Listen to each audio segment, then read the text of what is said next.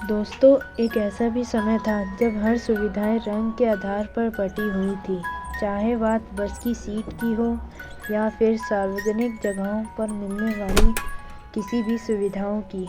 हर जगह रंग के आधार पर गोरों को अच्छी और कालों को सबसे बुरी सर्विस मिलती थी। वैसे तो इसका इफेक्ट लगभग हर देश में था, लेकिन दक्षिण अफ्रीका में तो हद ही हो गई थी। वहाँ की कुल आबादी में 3/4 काले लोग थे और उनके देश की इकोनॉमी उन्हीं की मेहनत पर चलती थी, लेकिन सारी अच्छी सुविधाएं गोरे लोगों को मिलती थीं। वैसे तो दक्षिण अफ्रीका में रंगों को लेकर भेदभाव बहुत पहले से था, लेकिन नेशनल पार्टी की सरकार ने 1948 में यह नियम बना दिया कि गोरे और काले लोग अलग अलग जगहों पर रहेंगे और हर सुविधाओं को भी उनके रंगों के हिसाब से बांट दिया गया। लेकिन बुराई पर तो हमेशा अच्छाई की जीत होती आई है। नेल्सन मंडेला के संघर्षों ने इस रंग भेद की लड़ाई के नियमों को ख़त्म करवा दिया, जिसके बाद सभी को समान हक मिलने लगा। लेकिन यह इतना भी आसान नहीं था। इसके लिए उन्हें 28 साल जेल में रहने पड़े थे। मंडेला भी गांधी जी के आधार पर चलने वाले इंसान थे। उन्होंने बिना हथियार उठाए यह काम कर दिखाया था। आइए दोस्तों, उनके बारे में कुछ जानते हैं। नेल्सन मंडेला का जन्म 18 जुलाई 1918 को साउथ अफ्रीका के मैवीज़ो गांव में हुआ था। उनके पिता का नाम गैडला हेनरी और उनकी मां का नाम नूसी केनी था। जन्म के समय नेल्सन मंडेला का नाम रोली हाला रखा था, जिसका मतलब था शरारती, लेकिन उनके टीचर ने उनका नाम बदलकर नेल्सन रख दिया।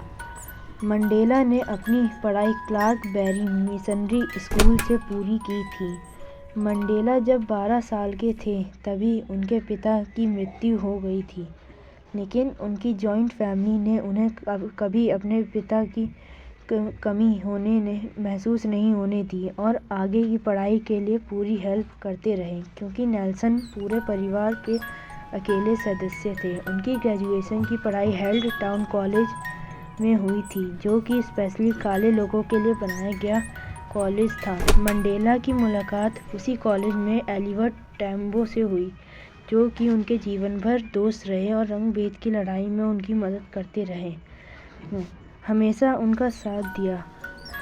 उन्होंने काले लोगों के खिलाफ हो रहे भेदभाव की और लड़ाई शुरू कर दी थी और लोगों को इकट्ठा करना शुरू कर दिया था, जिसकी वजह से उन्हें कॉलेज से भी बाहर निकाल दिया गया था। 1944 में उन्होंने अफ्रीकन नेशन को ज्वाइन कर लिया, जिसने कि रंग भेद के खिलाफ पहले से आंदोलन शुरू कर रखा था। फिर 1947 में वे उस पार्टी के सचिव चुने गए। अब उनके साथ धीरे धीरे करके बहुत सारे लोग जुड़ चुके थे और अपने लक्ष्य की तरफ बढ़ रहे थे। लेकिन 1961 में मंडेला और उनके कुछ दोस्तों के खिलाफ देशद्रोह का केस चल गया और उन्हें जेल में बंद होना पड़ा। हालांकि वह बाद में निर्दोष माने गए और वह छूट गए, लेकिन फिर से 5 अगस्त 1962 को उन्हें मजदूरों को हड़ताल के लिए उकसाने की वजह से उन्हें फिर से गिरफ्तार कर लिया गया और उसके बाद लगातार उन पर 2 साल तक केस चलने के बाद 12 जुलाई 1964 को उन्हें उम्र कैद की सज़ा सुनाई गई। सज़ा के लिए उन्हें सबसे कड़ी जेल में भेज दिया गया, लेकिन उसके बाद भी हौसला कम नहीं हुआ। उन्होंने जेल में भी अश्वेत कैदियों को अपना अधिकार याद दिलाना शुरू किया और वहीं दूसरी तरफ उनकी पार्टी के लोगों ने भी आंदोलन शुरू कर रखा था, लेकिन वह असफल हो गए और नेल्सन मंडेला पूरे 27 साल तक जेल में कैद रहे। बाद में उदारवादी नेता FW क्लर्क देश के प्रेसिडेंट बने और उन्होंने नेल्सन और उनकी पार्टी के संघर्षों को देखते हुए उन्हें जेल से रिहा कर दिया।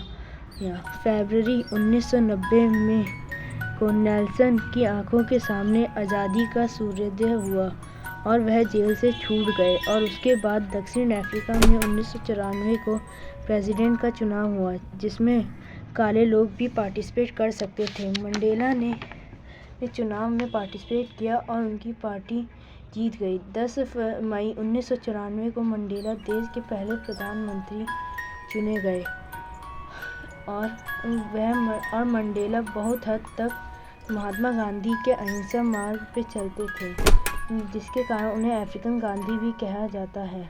और उन्हें 1990 में भारत के सबसे बड़े पुरस्कार नोबेल से भी सम्मानित किया गया था, जिसे कि भारत रत्न कहा जाता है, जो कि दूसरे विदेशी थे जिन्हें यह पुरस्कार मिला। 1993 में उन्हें शांति के लिए दुनिया के सबसे बड़े पुरस्कार नोबेल पुरस्कार से भी नवाजा गया और बाद में 5 दिसंबर 2013 को 95 साल की उम्र में वे दुनिया को अलविदा कह गए। उनका कहना था कि जब कोई व्यक्ति अपने देश और लोगों की सेवा को अपने कर्तव्य की तरह समझता है तो उन्हें उस काम को करने में शांति मिलती है।